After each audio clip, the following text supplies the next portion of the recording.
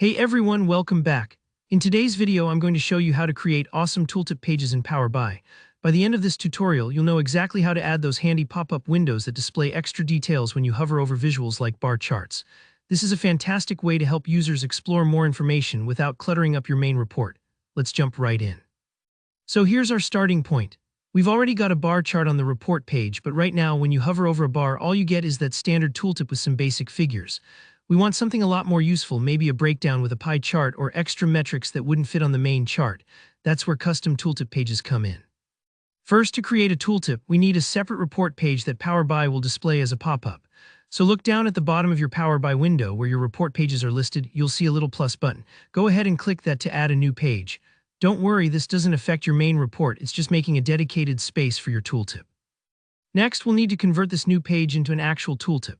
Click anywhere on the background so you don't have any visual selected, then over on the right, look for the Format pane and click Format Page. Here's an important part. Find the Canvas Settings section and set the type to Tooltip. What this does is tell Power BI that this page is special. It won't show up as a regular page in your report, but instead it'll appear as a floating card only when you hover on something.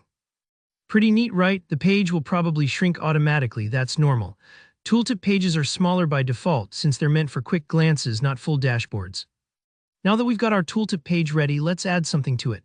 Maybe, for example, you want to display a pie chart showing category breakdowns that relate to whichever bar you're hovering over. Just insert a pie chart, drag it onto the canvas, and choose the data fields you want. If you're not sure which to pick, a good starting point is categories or segments that make your bar chart numbers up, but feel free to get creative.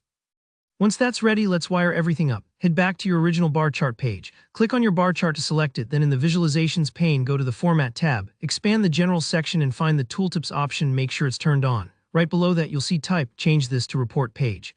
Now you'll get a drop-down for which report page to use. Pick the tooltip page you just created. Alright, let's test it out. Go back to your bar chart and hover over any bar. You should see your custom tooltip pop up showing the pie chart you set up earlier. This adds a whole new layer of interactivity. Viewers can instantly get more context without having to click around or squint at small print.